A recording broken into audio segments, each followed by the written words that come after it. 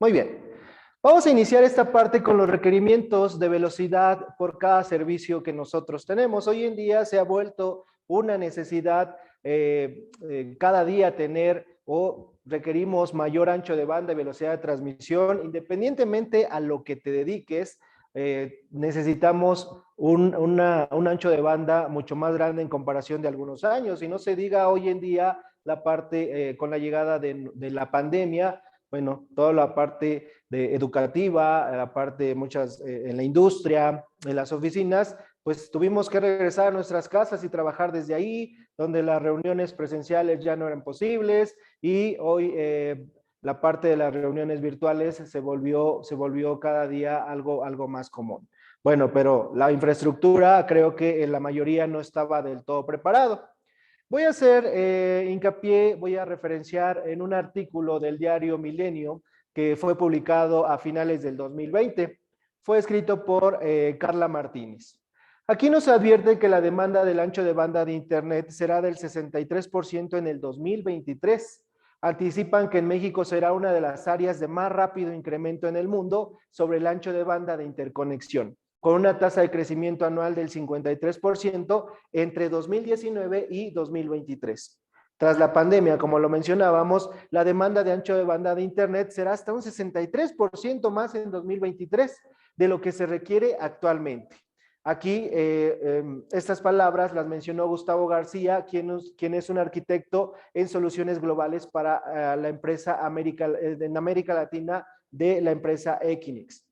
En conferencia de prensa, el directivo explicó que que antes del 63% de la estimación era del crecimiento al 44%. Sin la llegada de la pandemia, ya con la llegada de la pandemia, esta expectativa aumentó. Por otra parte, Ahmed Novillo, que es el director general de Equinox México, nos explicó que el índice de interconexión global indica que México será una de las áreas metropolitanas de más rápido crecimiento en el mundo para el crecimiento del ancho de banda de interconexión, con una tasa de crecimiento anual compuesta anticipadamente del 53% entre el 2019 y el 2023. Los servicios de navegación, como lo vemos en la presentación, exigen unos incrementos considerables del ancho de banda respecto al alcance con los actuales, que están basados en tecnologías ADSL, ADSL2 y ADSL2 Plus, sobre pares de cobre. Aunque el VDSL2 permite alcanzar velocidades de hasta 100 megabits por segundo, tiene unas limitaciones muy grandes con respecto a la parte de la distancia. Para que nos demos un ejemplo, y creo que ustedes me van a dar la razón, la demanda de ancho de banda para canales tradicionales en tecnología SDTV, bueno, 3 a 4 megabits por segundo, de 12 a 18 megabits por segundo para alta definición, de 10 a 30 megas para internet y otros contenidos de los diferentes operadores, entre 1 y 10 megabits en subida, de 2 a 3 megas en juegos en línea, 128 kilobits en la parte de voz y datos. Entonces, toda esta demanda que vimos en este slide, o estamos apreciando en el slide, la demanda con respecto a cada uno de los servicios, que las tecnologías que mencioné anteriormente, pues ya no nos están dando del todo el ancho. ¿Cómo vamos a conseguir ese aumento de velocidad? Bueno, lo vamos a conseguir con este medio de transmisión, medio de transmisión, esta guía de onda, la cual es la fibra óptica. ¿Qué beneficios tiene la fibra óptica contra algunos otros medios de transmisión, como el par trenzado o el multipar o el caso del cable coaxial? Bueno, la fibra óptica nos ofrece mayor capacidad en ancho de banda, mayor alcance. La vida útil de este medio de transmisión es 5 veces mayor con respecto a los anteriores. La fibra óptica, al estar fabricado de un material dieléctrico, es inmune a las interferencias electromagnéticas, cosa que el par trenzado, por ejemplo, bueno, sufre de este tipo de situaciones, y yo necesito rutear mi cable o alejar mis cables de comunicaciones lo más que se pueda de fuentes emisoras de interferencias electromagnéticas. Por lo tanto, el bajo costo de mantenimiento con respecto a utilizar menor cantidad de cableado, con respecto a fibra óptica versus par trenzado, se vuelve en un incentivo para orientarnos a este medio de transmisión.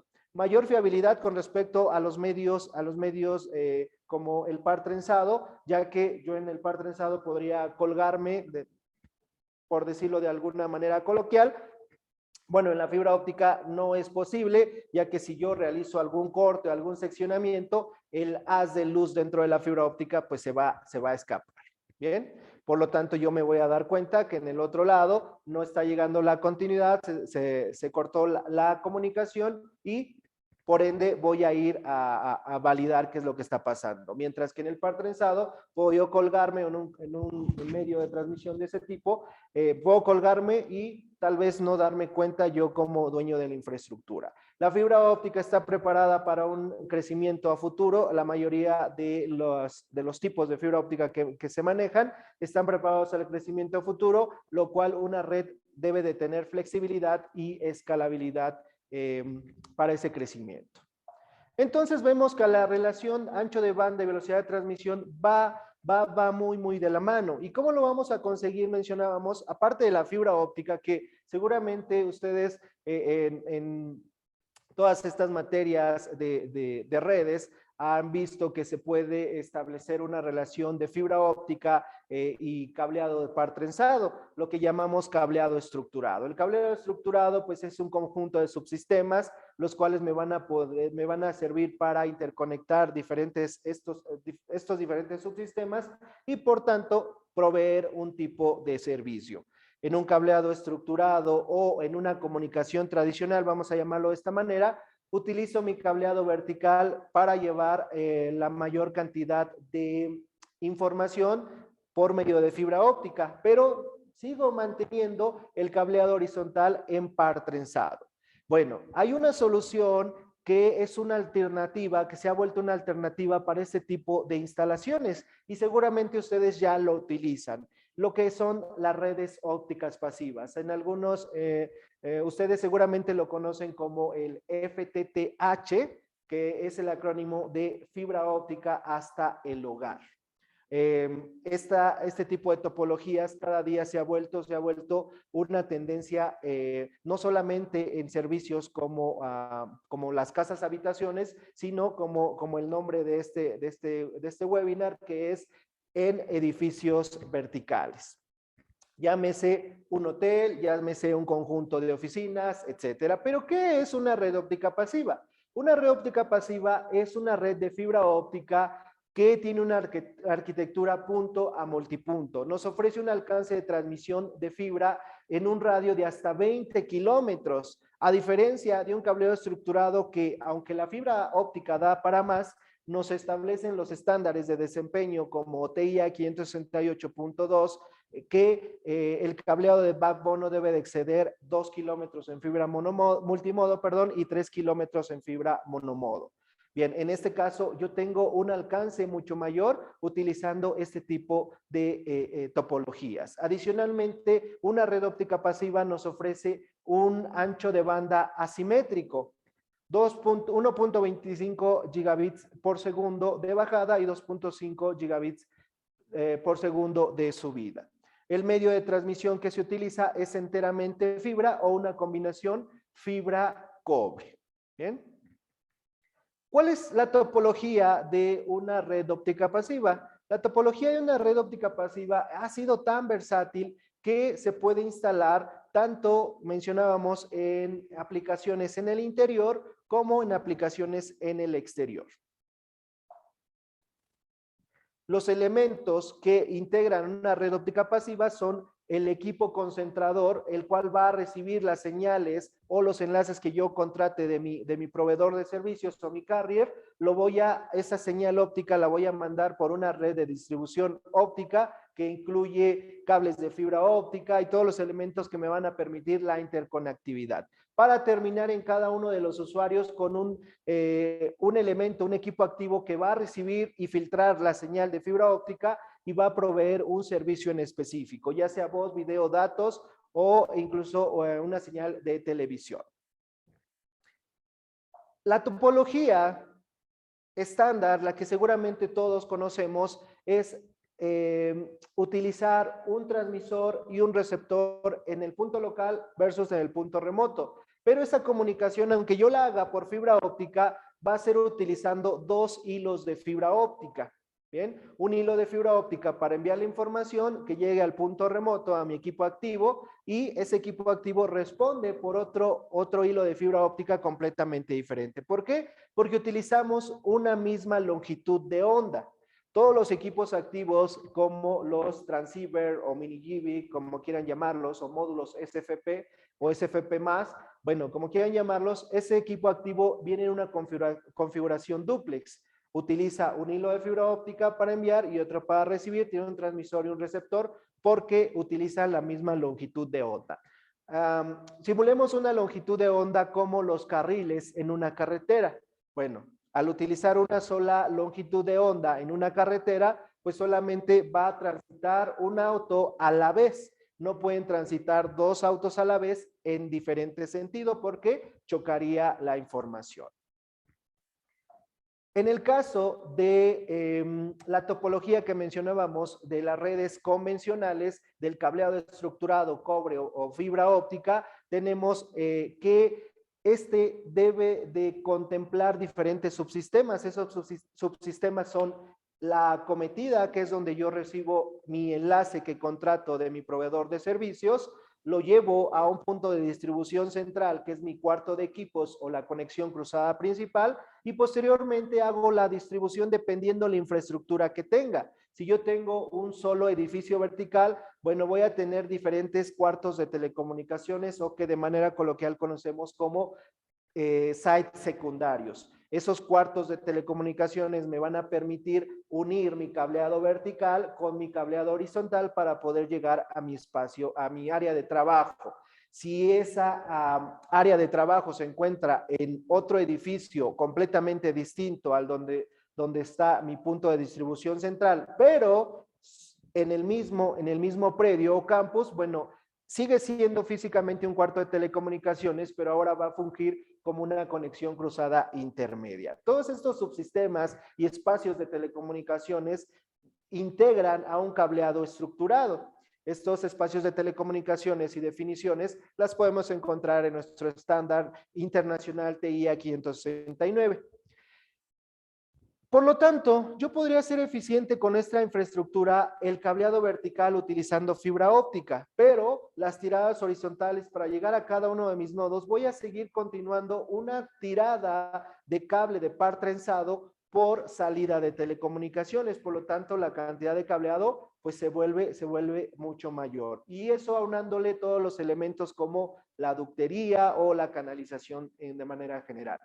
En esta parte de la distancia del cableado horizontal, también basado en nuestro estándar 568.2, un enlace de canal no debe de exceder los 100 metros desde el cuarto de telecomunicaciones hasta mi área de trabajo. Por lo tanto, ahí la distancia está limitada. En el cableado vertical también está limitado, basado en lo que nos definen nuestros estándares, a 90 metros si utilizo cableado vertical en par trenzado, a 2 kilómetros si utilizo fibra óptica multimodo o a 3 kilómetros si utilizo monomodo. Esa imagen que podemos ver en el slide es la distribución recomendada para nuestro cuarto de telecomunicaciones, donde tengo un punto de distribución óptico, posteriormente diferentes equipos activos que dependiendo la cantidad de usuarios a las cuales quiero llegar en esa área, se va a ir replicando. Switch, organizador, patch panel, switch, organizador, patch panel. Por lo tanto, a mayor cantidad de usuarios, esa cantidad de equipos va a crecer y voy a necesitar un espacio tanto físico como ocupación en mi bastidor, ya sea gabinete o un rack abierto. Como voy a tener múltiples equipos que me van a permitir hacer esa distribución, pues voy a necesitar licenciamiento seguramente y bueno, de manera personal yo digo que tener un puerto activo es tener un puerto o una parte posible de falla. Mientras que una red óptica pasiva tiene una topología que se llama pasiva porque elimina los elementos activos intermedios que realizan la distribución. Solamente cuenta con un equipo activo al inicio, que es el equipo concentrador, que se encuentra en mi cuarto de equipos. Si hacemos la homologación a un cableado estructurado, este se encuentra en nuestro cuarto de equipos o site principal. Todo el cableado que me va a permitir la interconexión y distribución es enteramente pasivo. De ahí su nombre, red óptica pasiva, por sus siglas en inglés. Pero mis periféricos, mi computadora, mi impresora, todavía no son capaces de procesar la señal óptica. Por lo tanto, yo necesito un equipo cerca de mi área de trabajo o de mi usuario final para que convierta la señal óptica en una interfaz tradicional. ¿Y quién es el que nos permite eliminar completamente los equipos activos intermedios por un elemento pasivo? Pues es el elemento estrella en este tipo de aplicaciones, que es el divisor óptico o splitter, el cual, como su nombre lo dice, divide la señal óptica de entrada en diferentes salidas. Entonces, esto es lo que me permite hacer la distribución física de la potencia a lo largo de mi red. Si yo elimino todos los equipos activos, los patch panel, los organizadores, ya no necesito un cuarto físicamente, no necesito un espacio de telecomunicaciones como tal, que aparte de las recomendaciones o previsiones de un cuarto de telecomunicaciones o cuarto de equipos es tener piso falso para organización de cableado, control ambiental de 18 a 27 grados centígrados con una humedad relativa del 60%, contactos eléctricos, control de acceso, bastidores, etcétera. Un montón de cosas que implica tener un cuarto de telecomunicaciones. Bueno, yo elimino todo esto y solamente tengo para hacer la distribución un elemento pequeño, así como lo ven en la imagen, es así de pequeño, el cual no necesita energía eléctrica para funcionar. Retomando que en una comunicación tradicional utilizo 2 hilos de fibra para enviar y recibir la información, ¿cómo logro eliminar todos estos elementos anteriormente mencionados? Bueno, voy a utilizar un solo hilo de fibra óptica para enviar y recibir la información. Ok, ¿y cómo se logra eso? Retomando la analogía que mencionaba anteriormente, que nuestra fibra óptica es la carretera y las longitudes, las longitudes de onda son los carriles de esa carretera. Bueno, utilizo una misma carretera, pero diferentes carriles, que estos serían mis longitudes de onda. Bien, las redes ópticas pasivas usan enteramente fibra óptica monomodo. Fibra óptica monomodo que utiliza diferentes longitudes de onda. Utiliza la longitud de onda de 1490 nanómetros para comunicar el equipo concentrador llamado OLT hacia sus diferentes ONTs. La ONT para comunicarse con su OLT o las ONTs para comunicarse con sus OLTs utilizan una longitud de onda diferente que son 1310 nanómetros. Esto para la transmisión de datos y voz. Por eso de este lado, del lado izquierdo del core switch, tenemos la nube de internet y nuestros servidores de voz o datos de manera concreta. Pero este tipo de topologías también me permite mandar una señal de video. Bueno, y llamamos de video a una señal de televisión. Una señal de televisión que nació analógica, se tuvo que convertir a digital y para poder aguantar el viaje a lo largo de mi red de distribución, mi fibra óptica, bueno, está amplificada con un, valga la repetición de la palabra, con un amplificador dopado de herbio. Y este solamente utiliza una sola longitud de onda que es 1550 nanómetros. Y este solamente va en un sentido, de OLT a ONT. Porque yo en mi televisión ya me llegan todos los canales. Yo solamente sintonizo con mi control cada uno de ellos, el que yo prefiera. Pero todos ya llegan en esta señal de 1550. Cabe resaltar que la televisión o el video bajo demanda, el streaming, que es muy común hoy en día, ese lo tratamos como datos, es decir, cuando el servidor de Netflix me manda la información, me la manda en 1490, cuando yo hago mi solicitud, la hago en 1310 nanómetros. Esta otra aplicación de CATV o señal de televisión podría o no existir. En la parte de FTTH es muy común, pero en la parte de los edificios verticales no lo es tan común porque, por ejemplo, al menos en la industria, en las oficinas, conjuntos de oficinas, pues no necesitan una señal de televisión como tal. Ahora, hay que entender la parte del canal de subida y el canal de bajada, cómo trabaja una red óptica pasiva. En el canal de bajada, la OLT envía el tráfico utilizando broadcast. Ahí va todo mi broadcast con los diferentes paquetes, 1, 3, 2. Y esta información viaja de manera transparente por todo mi cable de fibra óptica, incluso en los divisores ópticos. En el divisor óptico divide la señal, más no la información. Por eso en cada ramificación, en cada una de esas 3 ramificaciones que podemos ver, todo el broadcast llega al cliente 1, al cliente 2 y al cliente 3. Aquí la relevancia es que la ONT va a verificar la dirección en ese encabezado y solamente va a tomar los paquetes que le importan. En este caso, el usuario 1, los paquetes en color rojo, el usuario 2, el paquete verde y el usuario 3, el paquete en azul. Debido a que las ONT reciben toda la información, es importante que vaya encriptada. Las ONTs o esta topología utilizan encriptaciones como AES, que es una encriptación pues de alta seguridad. Bien, esto podría variar un poco con respecto a los diferentes fabricantes, pero es la encriptación más común. Una vez que ya la ONT recibió la información que solicitó, va a responder o va a hacer alguna otra solicitud. En este caso, la ONT va a tomar el tráfico del puerto y lo va a mapear en tramas. Estas tramas van a llegar todas a la OLT, por lo que si le llegan juntas, la OLT no va a saber a quién contestarle o qué información recibir.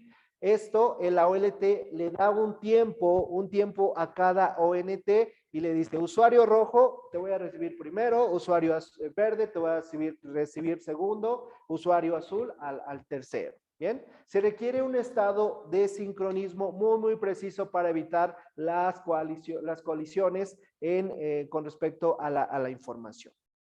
Retomando, un canal de bajada utiliza la longitud de onda de 1490, un canal de subida utiliza 1310 nanómetros. Para que lo visualicemos de mejor manera, tenemos las dos topologías en una misma infraestructura. Del lado izquierdo tenemos una infraestructura tradicional que mencionábamos, utiliza espacios de telecomunicaciones, al menos un cuarto de equipo social principal y un cuarto de telecomunicaciones por cada área, por cada zona. Dentro de ese cuarto de telecomunicaciones, mencionábamos qué implica tener un cuarto de telecomunicaciones, todos los elementos desde control ambiental, piso falso, racks, etcétera.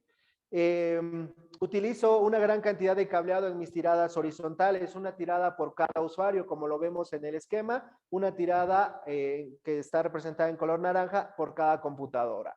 El espacio en rack, necesito distribuidores de fibra óptica, organizadores verticales, horizontales, patch panel, switches, estos equipos activos, en la mayoría de las ocasiones, utiliza licenciamiento y, por lo tanto, consumo de energía. Mientras que una red óptica pasiva, elimino al 90% todos esos espacios de telecomunicaciones y solamente me quedo con mi cuarto de equipos, con mi site principal, donde voy a alojar mi OLT.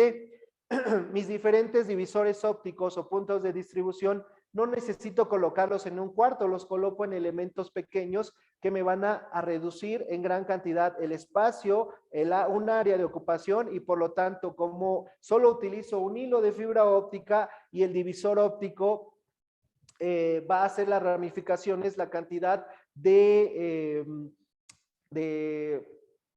ductería también se va a reducir en gran cantidad. En resumen, una red óptica pasiva nos va a ofrecer un menor gasto de inversión con respecto a una red tradicional, también una menor cantidad de cableado, voy a utilizar en este tipo de aplicaciones. La vida útil de la fibra óptica es 5 veces mayor que una red tradicional, que el cable de par trenzado, menor consumo de energía, ya que elimino todos los equipos intermedios y toda la parte de energía para alimentar mis cuartos de telecomunicaciones. Menor gasto de operación con respecto a reducir la menor cantidad de cableado, de equipos activos, etcétera. Al tener menos elementos, el gasto de operación se vuelve mucho menor. Ahorro en consumo de energía y ahorro en pagos de licenciamiento, y el equipo activo se encuentra ubicado en un solo lugar, de forma centralizada. En resumen, los elementos que integran una red óptica pasiva son el equipo concentrador, que es mi OLT, la cual va a recibir señales de mi proveedor de servicio y va a proveer enlaces de fibra óptica hacia los usuarios. Esas señales señales ópticas que provee a los usuarios van a pasar por mi red de distribución óptica, que implica mis cables de fibra óptica, mis divisores ópticos, los elementos que me van a permitir la interconectividad, como empalmes, acoplaciones, etcétera, para poder llegar a mi usuario final y tener un elemento, un equipo activo que reciba la señal óptica, la filtre y la convierte en una señal tradicional, como un puerto Ethernet que trabaje a Fast Ethernet, un puerto Ethernet que trabaje a gigabit, un puerto POD de teléfono, un puerto de RF para una señal de televisión o una señal inalámbrica, como el Wi-Fi, que es lo que regularmente conocemos en el mercado o en la aplicación FTTH. ¿Bien? Para la parte de la OLT, es importante identificar que la OLT es el chasis, algo así como un switch, y al tener módulos ópticos, el chasis solamente tiene los slots. Yo tengo que colocarle un módulo óptico, lo que en una comunicación tradicional conocemos como el GBIC o mini GBIC o módulo SFP. Bueno, en este caso, las redes PON utilizan también un módulo óptico, pero configuración simplex, solo un hilo. Mientras este módulo óptico va a mandar una señal a una cierta potencia. En las redes ópticas pasivas existen diferentes clases de módulos ópticos para redes PON, que los llamamos módulos PON. En este caso, en nuestro estándar más actual, o que se está manejando actualmente como GPON, utilizamos dos tipos de módulos, como el módulo B+ y C+. El módulo B+, que nos permite mandar una señal óptica de entre 1 a 3 dBm, mientras que el C+, de 3 a 7 dBm aproximadamente. Nuestra OLT es un equipo activo de capa 2, el cual entiende configuraciones como de VLANs, pero debe de tener una infraestructura ya hecha atrás de este equipo activo, como un core switch, donde se realiza todo el nateo de las diferentes IPs y creación de las VLANs. La OLT simplemente las asimila y menciona, por tal puerto va a ingresar tal VLAN y por tal puerto PON va a salir VLAN a mis diferentes usuarios. Esta parte yo la tengo que configurar, la tengo que administrar, y lo puedo hacer por tres opciones. Una, por línea de comandos; dos, por una interfaz web, o de manera remota por medio de un software. Este software que está ligado a la marca del equipo y a la MAC de la computadora donde se va a administrar, donde nos ofrece esquemas de ramificaciones, donde digo o puedo visualizar cuántas ONTs están conectadas a una sola OLT. Y también puedo ver front panels de estos equipos. Bien, las OLTs pueden administrar, las OLTs, ¿les regresamos? Las OLTs pueden proveer hasta de 512 a 1024 ONTs. Dependiendo la cantidad de módulos PON que tenga, va a ser el alcance en cuanto a usuarios. Bien. Posteriormente vamos al otro elemento, que es la ODN, y de la ODN vamos a rescatar al elemento estrella que es el divisor óptico que mencionábamos. Nos ayuda a dividir la potencia luminosa. Este nos ayuda a comunicar la OLT con todas sus ONTs. La luz que viaja a través del divisor óptico viaja de manera bidireccional, de OLT a ONT y de ONTs a OLT. La señal de entrada es el enlace descendente y esta se va a dividir a todas las ONTs. Después las ONTs mandan la señal de respuesta y entran por, valga la repetición de la palabra, por la entrada de los divisores. Este sería mi canal ascendente. ¿Bien? Existen dos tipos de divisores ópticos, que es un poquito la fabricación que tienen. Divisores ópticos, perdón, tipo FBT o tipo PLC, donde aquí la diferencia radica en ese factor de división que yo quiero hacer. Un PLC me permite dividir de manera proporcional, es decir, un divisor óptico tiene una entrada y dos salidas. Un divisor óptico tipo PLC me permite que yo en la salida 1 salga, valga la repetición, 50% de la potencia que yo le inyecto y en la salida 2 el mismo 50%. El FBT, tengo un divisor óptico tipo FBT, una entrada, dos salidas, bueno, ahí yo puedo colocar 20% en la salida 1 y 80% en la salida 2. Claro está, esto se debe de especificar desde la fabricación.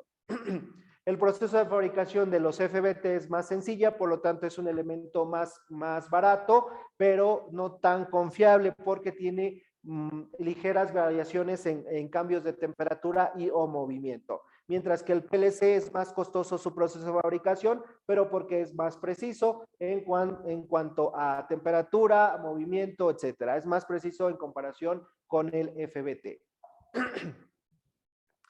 ¿Dónde colocar mis divisores ópticos? Lo más cercano a los usuarios para reducir las tiradas de cableado de fibra óptica.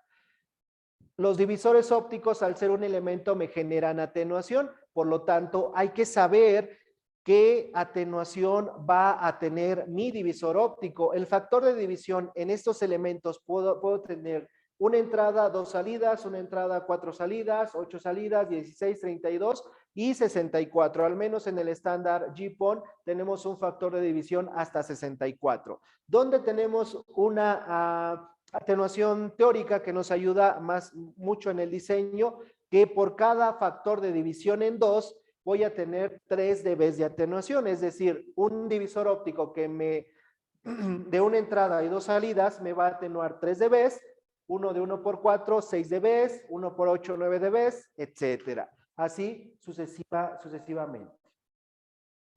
¿Por qué es importante saber esto? Bueno, es importante saber porque yo al momento del diseño, adelante, al momento del diseño tengo que validar cuánta atenuación voy a tener en mi enlace de canal. En este esquema es una distribución donde del lado izquierdo voy a conectar a mi OLT y voy a utilizar diferentes elementos pasivos como divisores ópticos que yo puedo tener ramificados o puedo tener en cascada. A estos diferentes divisores ópticos en cascada se les llama niveles de spliteo. Bien, aquí por ejemplo tengo diferentes elementos, mencionaba conectores, empalmes, acoplaciones y mis divisores ópticos. De acuerdo a los diferentes estándares como ISO 11801, TIA 168.3, ITU T984, debemos de validar los valores máximos de cada uno de los elementos y la sumatoria de todos estos me va a dar el budget óptico, el presupuesto de atenuación que va a tener mi elemento, mi parte pasiva de la red óptica. Podemos hacer la ramificación de los diferentes niveles de spliteo. ¿Para qué? Para optimizar y poder llegar de una manera más sencilla a una gran cantidad de usuarios. Aquí tenemos que considerar que por cada módulo PON, yo puedo conectar hasta 64 ONTs, no más, ¿sí? Para poder hacer eficiente a que cada ONT le entregue una velocidad de 1 gigabit por segundo, no debo de exceder los 64 ONTs por cada módulo PON.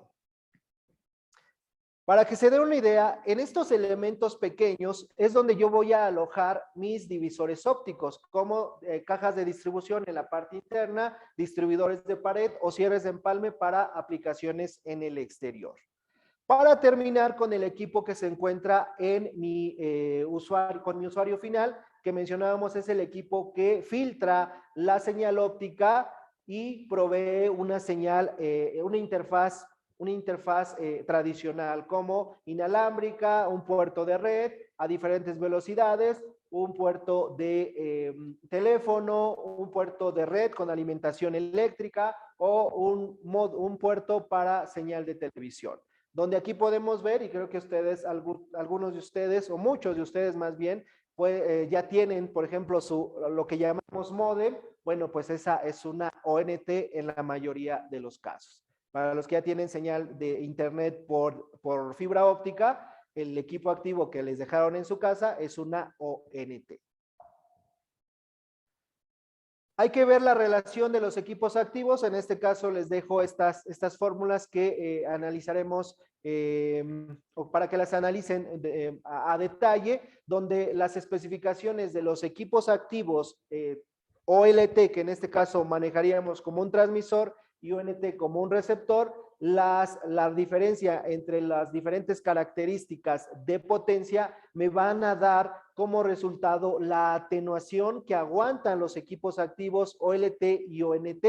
Ahí vemos con base en esas características que el módulo PON de la OLT, que tiene una potencia de salida de 3.5 a 7 dBm, y la ONT, que tiene una potencia de recepción de menos 27 dBm, en conjunto me da como resultado que estos equipos me aguantan una atenuación de entre 15 a 30.5 dB, que debe ser compatible con la atenuación que yo calculé en mi presupuesto óptico. ¿Para qué? Para que yo tenga una red funcional. Y toda topología, toda tecnología y aplicación debe estar estandarizada. Bueno, la base es la red PON, pero la podemos encontrar estandarizada por la IEEE y por la Unión Internacional de Telecomunicaciones. En este caso, en el lado de América, nos regimos más por ITU que por IEEE. En IEEE, en esta topología, se está más orientada en la parte de Europa, por lo tanto, ustedes seguramente van a encontrar textos estándares que citen el estándar I2T G984 y nos va a estar hablando de la topología PON, en específico GPON. Para el caso de Optronics, como marca, manejamos esta solución de tecnología o topología GPON y nosotros le hemos colocado el acrónimo de Fiber2U, haciendo referencia a fibra hasta el usuario. Fiber2U es la solución GPON. GPON es la solución de redes ópticas pasivas a velocidad de gigabit. Hoy en día lo más común en un mercado estándar es solicitar esta velocidad de transmisión a gigabit, mientras que ya para enlaces dedicados utilizamos otra topología como XGPON o GPON de segunda generación, etcétera, que lo único que cambia son los equipos activos, la parte pasiva es lo mismo, pero yo puedo alcanzar velocidades mucho más altas. Pero esos son para aplicaciones, mencionaba, de enlaces dedicados, donde se necesita una velocidad arriba de 10 gigabits por segundo. Para algo más estándar, la topología que se utiliza hoy en día es la topología GPON y en el caso de Optronics, Fiber2U, que es nuestra solución GPON. Aquí vemos esquemas en interfaces o en escenarios en un edificio vertical, en un conjunto de oficinas, Fiber2U o lo que llamamos FTTD, Fiber to the Desk, fibra hasta el escritorio. En un entorno FTTH, en una red metropolitana, también aplica este tipo de topologías y todos los beneficios que esta trae. Para finalizar, nada más, en el diseño de una red óptica pasiva debo de validar la infraestructura. La infraestructura me va a definir el correcto diseño de mi red óptica pasiva. Va en conjunto con la cantidad de usuarios.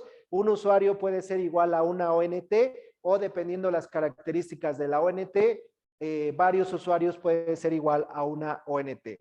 Esto regularmente en oficina utilizamos alrededor de 4 usuarios, una misma ONT, mientras que en un FTTH un usuario es igual a una ONT. Recordando que no debo de conectar más de 64 ONTs por cada módulo PON, así que debo de buscar mi OLT cuántos puertos PON tiene. ¿Dónde colocar los divisores ópticos o splitters? Lo más cercano a los usuarios para minimizar las tiradas de cable. ¿Cuántos niveles de spliteo puedo colocar? Los que sean necesarios. Solamente considerar que a mayor cantidad de niveles de spliteo, la atenuación aumenta y debemos de cuidar esa compatibilidad del presupuesto óptico versus la ganancia del sistema, que es la relación de potencias entre mis equipos activos. La topología en el diseño debe de ser flexible, escalable. Siempre todo diseño, ya sea una red tradicional o una red óptica pasiva, debemos de considerar nuestro crecimiento a futuro, tanto en velocidad de transmisión como en cantidad de usuarios. Y bueno, por mi parte ha sido todo con respecto al tópico. Es un tópico demasiado interesante, un tanto largo y complejo, donde necesitamos saber muchos parámetros o conceptos de la fibra óptica. Si les queda alguna duda al respecto, bueno, al inicio coloqué mi correo electrónico. Háganos sus comentarios en nuestras diferentes redes sociales y estén atentos a la serie de seminarios gratuitos que manejamos cada martes en punto de las 11. Creo que ahorita pasamos a la sesión de preguntas y respuestas. No sé si me quieran ayudar, por favor. Sí, muchísimas gracias. Damos inicio a la sesión de preguntas y respuestas. Si alguien tiene alguna pregunta, lo puede realizar en el chat y ahorita le damos lectura. O si no, pueden levantar su mano, igual en forma ordenada, para que vayan abriendo su micrófono.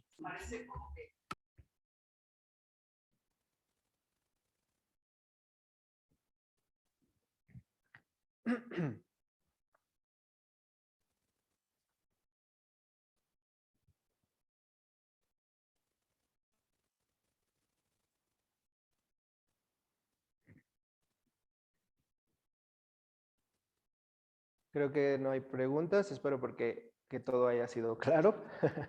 Sí, justo acaba de llegar una pregunta de Isaac. Pregunta, ¿las fibras ópticas suelen sobrecalentarse? No se sobrecalientan, no les pasa nada. La fibra óptica está fabricada de un material dieléctrico. Nosotros pensamos que es vidrio, ¿bien? Pero la base de la fibra óptica, bueno, está compuesto por 3 elementos. Uno de ellos es el núcleo, que está fabricado de óxido de silicio y dopado con germanio, una capa de revestimiento cladding que está fabricado de óxido de silicio, y una tercera capa plástica que le da una flexibilidad al cable de un material plástico. El haz de luz como tal no genera sí genera calor a una cierta potencia, pero ese calor no afecta al óxido de silicio o al material de fabricación de la fibra. Ok, muchas gracias. Otra pregunta de Daniel. ¿Cree que en algún punto la fibra óptica sea sustituida por enlaces? Ok, quiero pensar que la pregunta va a este tema contemporáneo del Internet basado en enlaces satelitales. Bien. Incluso no sé si ustedes han escuchado de la red 5G. La red 5G es una red celular, ¿no? Que nosotros pensaríamos una red inalámbrica. Bueno, la red 5G es implementada en la infraestructura o en la mayoría de la infraestructura o en un 80% de la infraestructura por cables de fibra óptica. Yo necesito llevar a gran velocidad con un gran ancho de banda esos enlaces inalámbricos y lo consigo con la fibra óptica. En el caso de los enlaces satelitales, bueno, estos tienen algunos contras, como las interferencias de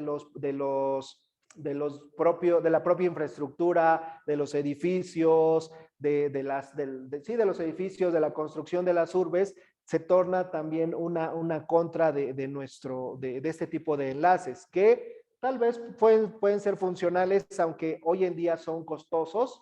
La fibra óptica no la hemos llevado al límite. Los enlaces de continente a continente no los hacemos hoy en día por satélite, sino los hacemos por fibra óptica en enlaces submarinos. Entonces, la fibra óptica no está cercana a ser reemplazada por algún otro medio de transmisión porque no hay mejor forma de transmitir los datos que por una guía de onda sólida. Ok, muchísimas gracias. Me parece que ya no hay ninguna pregunta. Va llegando otra pregunta. Dice de José, me parece. Agradezco mucho por compartirle el conocimiento, le dice. Y la pregunta es, mi pregunta es en base a si se pueden hacer prácticas en Optronics y si es así, ¿cuál sería el correo? Ok, bien. Sí, nosotros como parte del desarrollo en el área donde estamos instalados, aceptamos a estudiantes para realizar prácticas. Yo les... Andamos malos con mi parcero, sin dejar que usted toque lo que... Una disculpa, perdón, me parece que alguien tenía abierto su micrófono. Ya lo silenciamos. Ahora usted tiene cerrado el micrófono, no sé si pudiera abrirlo.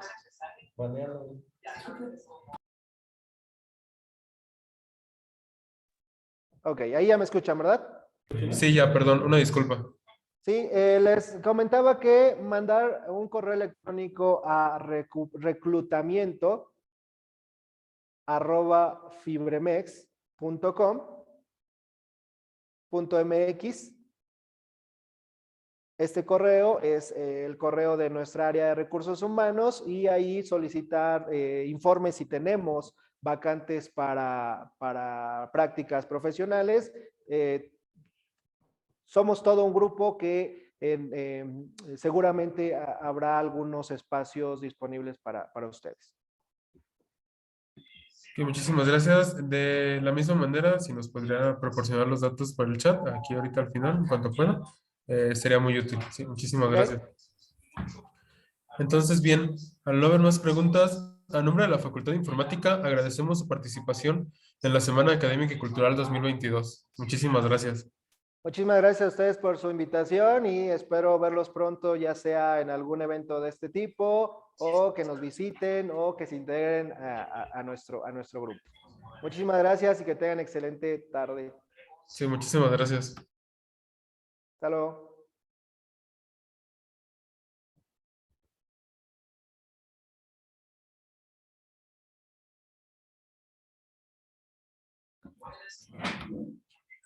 Agradecemos a todo el público por su presencia el día de hoy y de igual manera los invitamos a las actividades que se realizarán el día de mañana y de la misma manera los invitamos a la ceremonia de clausura el día de mañana. Muchísimas gracias por todo.